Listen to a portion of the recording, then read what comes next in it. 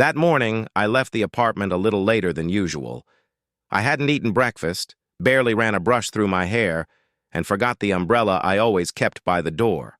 But none of that seemed to matter. The moment I stepped outside, I stopped for a breath.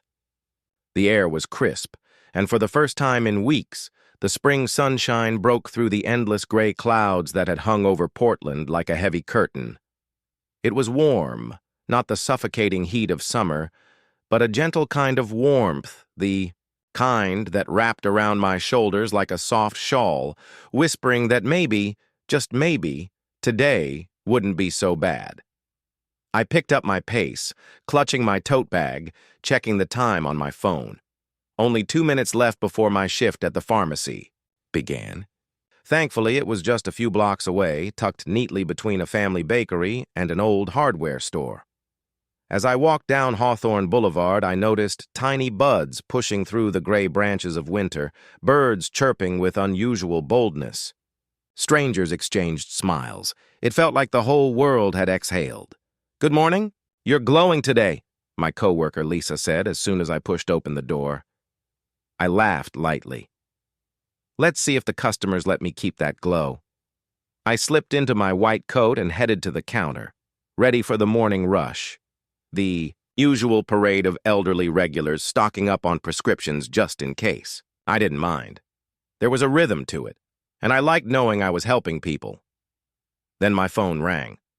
I excused myself, thinking it might be Michael, but when I answered, an unfamiliar, deep male voice greeted me. "Hello. Is this Julia Dawson?" "Yes." "Who's calling?" "This is Brian Simmons. I'm Michael Dawson's supervisor." The smile on my face vanished instantly. My chest tightened. "What happened?" I asked. "There was an accident at the site. Your husband was hurt. He's been taken to Portland General." My heart dropped so hard I could barely speak. "Is he alive?" "Yes. But you should get there now." I didn't even hang up properly. My hands trembled as I turned to Lisa. "I have to go. It's Michael. There's been an accident." She didn't ask questions. She just said, "Go, I'll cover for you." And just like that, the sunshine disappeared. The drive to Portland General felt endless, though the streets blurred past my window without meaning. My knuckles were white against the steering wheel. The words replayed in my head like a broken record. Your husband was hurt. Hurt how? Hurt where? Why was he even on a job site? Michael was an architectural designer. He spent his days drafting plans, debating with clients, fighting zoning permits, not hauling drywall or climbing scaffolding. None of it made sense. By the time I burst through the automatic glass doors of the ER, my lungs were burning, my legs shaking. At the reception desk, I barely managed to say his name. "Michael Dawson. I think he was just brought in." The nurse nodded. "He's in surgery. Trauma team took him back about 30 minutes ago." "Surgery." I sank into the nearest chair like the floor had vanished beneath me. My ears buzzed, my heart pounded so hard I couldn't hear the rest of her words, something about signing forms and waiting upstairs. I nodded numbly, signed whatever they gave me, and followed blindly. And then came the silence, that awful, endless hospital silence, the kind that makes every tick of the clock sound like a drumbeat. I sat alone in a beige waiting room, surrounded by plastic chairs and a humming vending machine. Every 5 minutes, I checked my phone. Every 10, I stood to look down the hallway. 2 hours passed. Then 3. Finally, a man in scrubs walked toward me. His shoulders sagged, his hair was flattened under his cap, and his eyes were bloodshot behind his glasses. "Mrs. Dawson?" I stood so quickly, the chair nearly toppled over. "Yes, I'm here. Is he?" "He made it through surgery," the doctor said gently. "Your husband suffered a serious spinal injury. A large section of construction material collapsed and struck his lower back. Will he be okay? Will he walk?" The doctor hesitated, and I saw the truth in his eyes before he spoke. "We stabilized him. We relieved the swelling. That part went as well as we hoped, but it's too early to know about long-term mobility. There's a chance of paralysis. My mouth opened, but no words came. I didn't cry. Not yet. I just stood there frozen, staring at him like maybe, if I waited long enough, he'd take it back. He's resting now. We'll know more when he wakes. He offered me a small, practiced smile. I nodded, somehow managed to thank him, and when he turned away, I finally collapsed into the chair and broke. My hands covered my face, tears rushing hot and merciless. The sunlight I had noticed that morning felt like it belonged to another lifetime. That evening, when I finally returned home, the apartment felt unusually quiet, as though the walls themselves were holding their breath. I dropped my keys onto the counter, slipped off my shoes, and was halfway to the kitchen when I noticed something out of place. The faint murmur of voices drifting from the living room. My heart skipped a beat. At first, I thought maybe I'd left the television on that morning in my rush, but no, this was different. The voices were hushed, intimate, carrying a rhythm that instantly set my nerves on edge. I moved cautiously, each step deliberate, my mind racing. As I approached the living room doorway, I froze. There they were. Mark, my fiancé, and Chloe, my best friend, sitting far too close together on the couch. Their heads leaned toward each other, their laughter low, almost conspiratorial. For a moment, my brain refused to process what my eyes were seeing. The sight hit me like a blow to the chest, and I felt the air rush out of my lungs. My fingers tightened around the edge of the wall as though holding on to it might keep me from collapsing. Chloe noticed me first.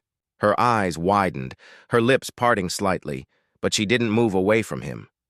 Mark followed her gaze, and when his eyes landed on me, he stiffened. The room fell silent. For a few seconds, none of us spoke. The tension was suffocating. Finally, I found my voice, though it trembled when I asked, "What's going on here?" Mark shifted uncomfortably, running a hand through his hair as though searching for a plausible excuse. "Julia, it's not what it looks like," he muttered, avoiding my eyes. But of course, it was exactly what it looked like. Chloe, always, more brazen, tilted her chin slightly and said, "Julia, you're overreacting. We were just talking, that's all."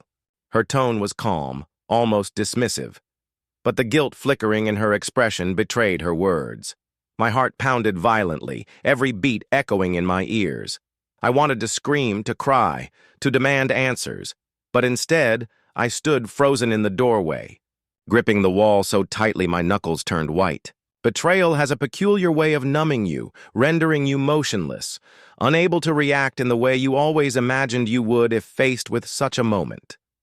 "I see," I whispered, my voice barely audible, though the silence of the room carried it clearly.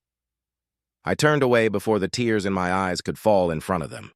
Without another word, I walked past the kitchen, down the hallway, and into the bedroom.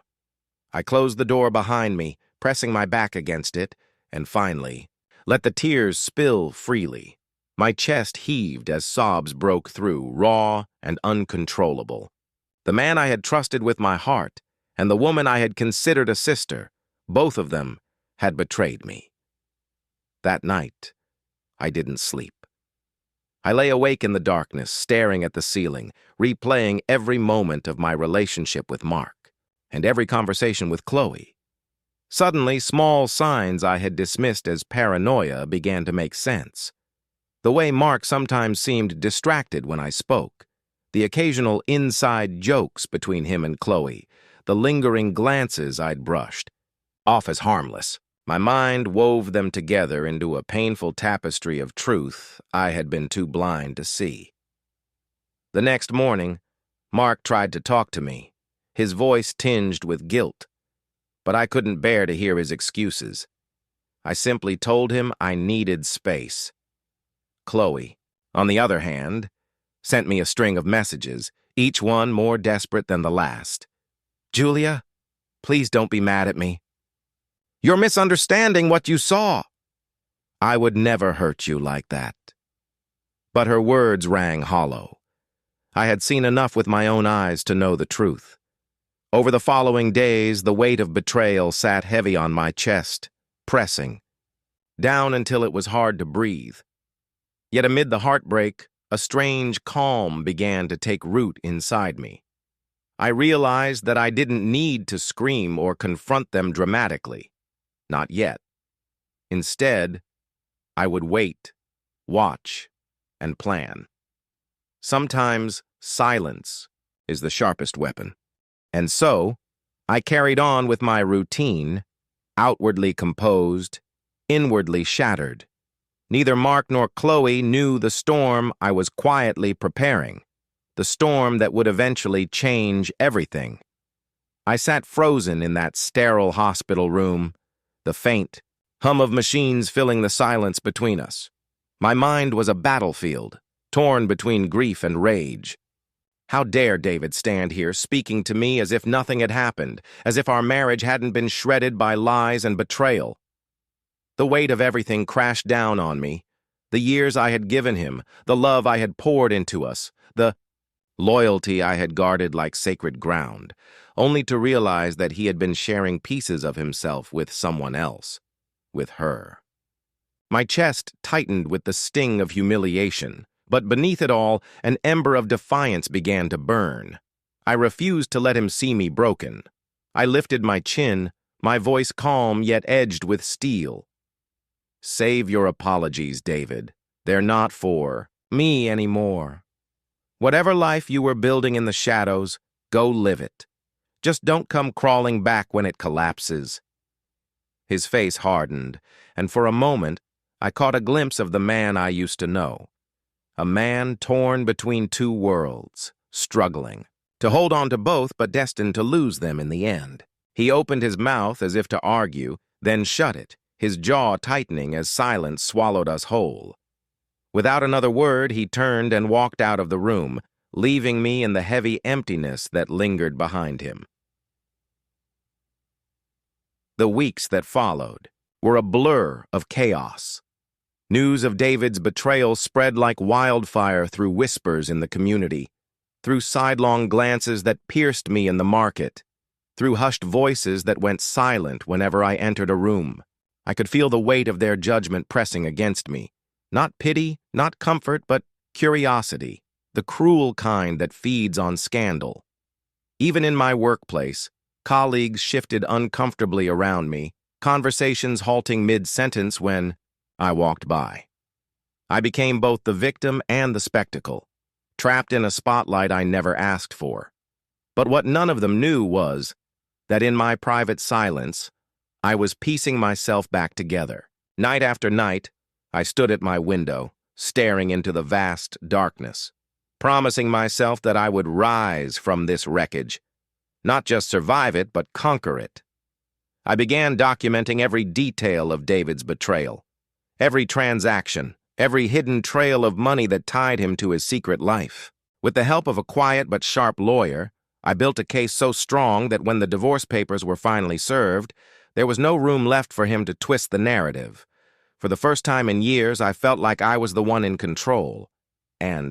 Yet control did not erase the ache.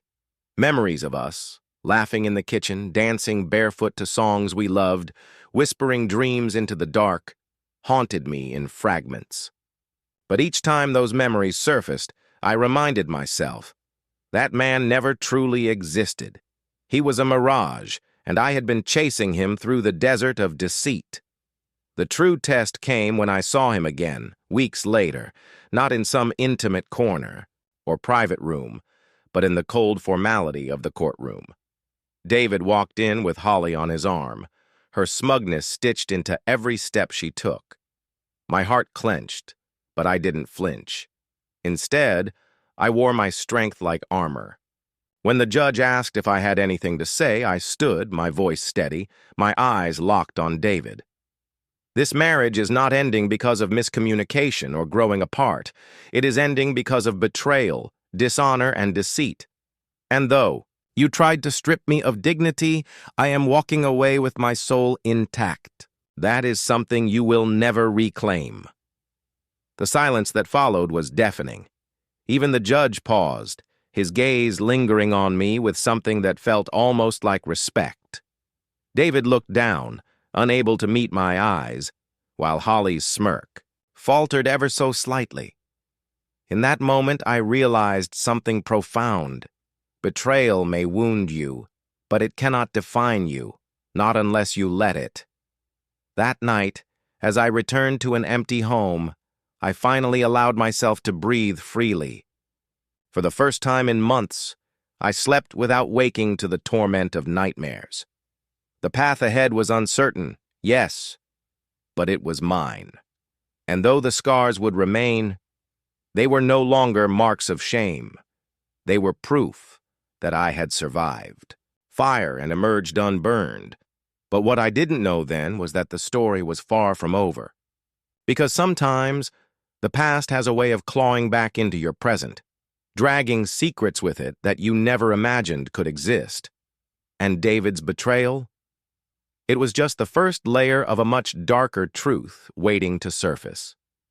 Days began to blur together after that confrontation.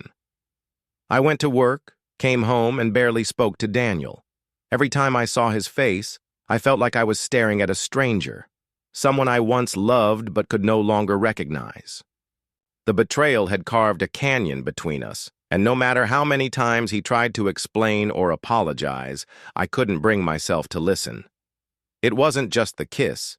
It was the ease with which he lied, the way he had let me believe I was paranoid when deep down I had sensed something was wrong. He had stolen my trust, and with it, the version of myself that believed in him so completely. Tessa, on the other hand, tried reaching out to me, sending long texts filled with excuses and half-baked apologies. "I didn't mean to hurt you," she wrote.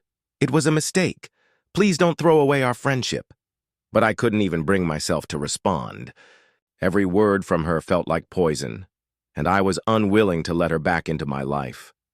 Betrayal from a stranger is painful, but betrayal from someone you considered family, that's a wound that festers. One evening, I found myself standing in front of the bathroom mirror staring at my reflection. My eyes looked hollow, my skin pale, my expression lifeless. I realized then that I had been drowning in silence, letting their betrayal define me. Daniel and Tessa had broken my trust, yes, but I was giving them power by letting their actions consume me.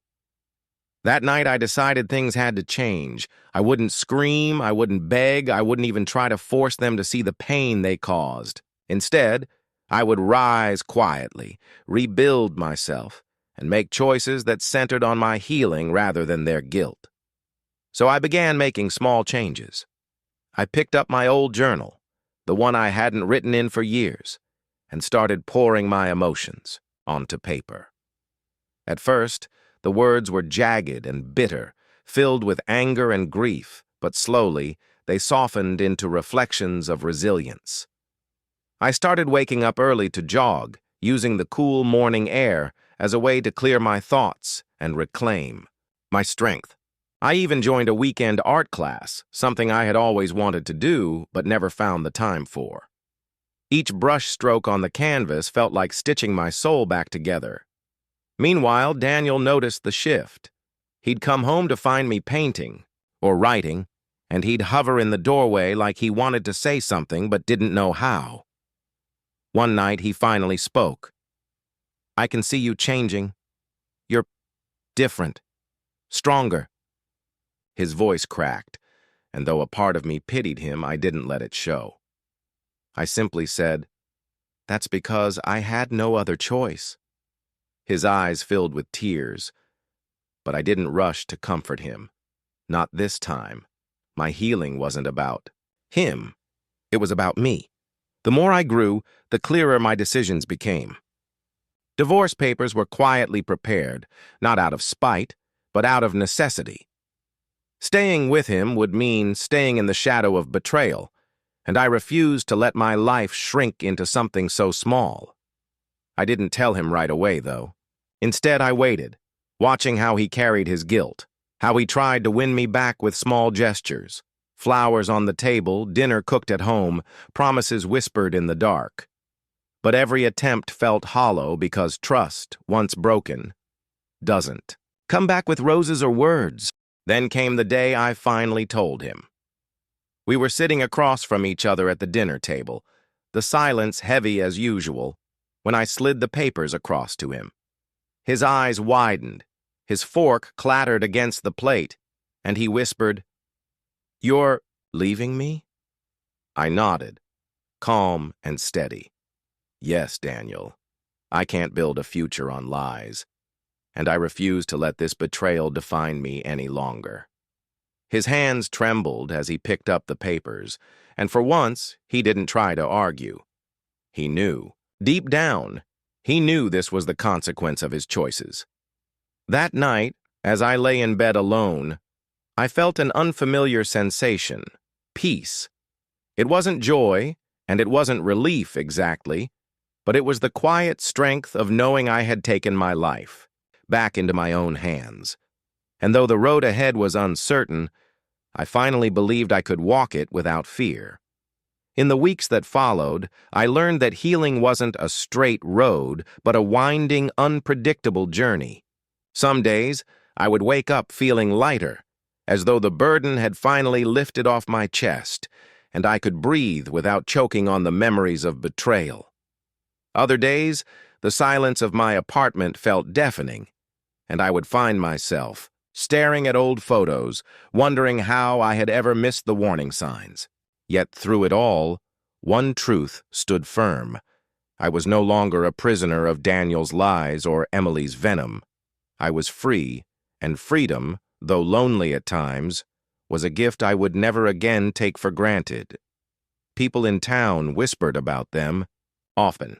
Apparently, Daniel's attempt at launching a new business with Emily had gone up in flames within months. Investors pulled out after discovering the scandal attached to his name, and what little savings he had left bled away in debts. Emily, who had once thrived on pretending to be above everyone, was now seen storming out of shops, unable to pay bills, her arrogance stripped bare for all to see. I would be lying if I said there wasn't a part of me that savored their downfall, not out of cruelty, but out of justice. They had mocked my worth, yet in the end, they destroyed each other. As for me, I didn't rush into another relationship. For the first time in years, I focused solely on myself. I traveled when I could, took art classes I had always put off, and even began journaling, a habit that slowly turned into something far more meaningful. That journal became the seed of my first book, a raw, unfiltered account of betrayal, survival, and self-discovery. When I finally shared it with the world, I was terrified of exposing my wounds, but the response shocked me. Strangers reached out, telling me my words had helped them leave toxic marriages, face betrayals, or find courage where they thought they had none. It was then I realized what Daniel and Emily had tried to break inside me had become my greatest weapon. My pain had transformed into purpose. One evening, nearly a year after the divorce, I walked past the cafe where it had all started. The place I once saw Emily betray me with my husband's embrace. I paused, staring through the window. Life had a strange way of circling back, of reminding us of wounds but also showing us how far we'd come. Inside, I saw a young woman laughing with a man, her eyes filled with the same naive trust I once carried. For a moment, my chest tightened, but then I smiled, because I knew better now. Love, if it ever found me again, would not be something I begged for, nor something built on deceit. It would have to be honest, steady, and real. Until then, I had myself, and that was enough. And so, as the sun dipped behind the horizon and the lights of the cafe flickered warmly, I turned away and walked home, not with bitterness in my heart, but with a quiet strength. Because betrayal may have shattered me once, but I had rebuilt myself into someone unbreakable. Daniel and Emily were my past. My future was mine alone to claim,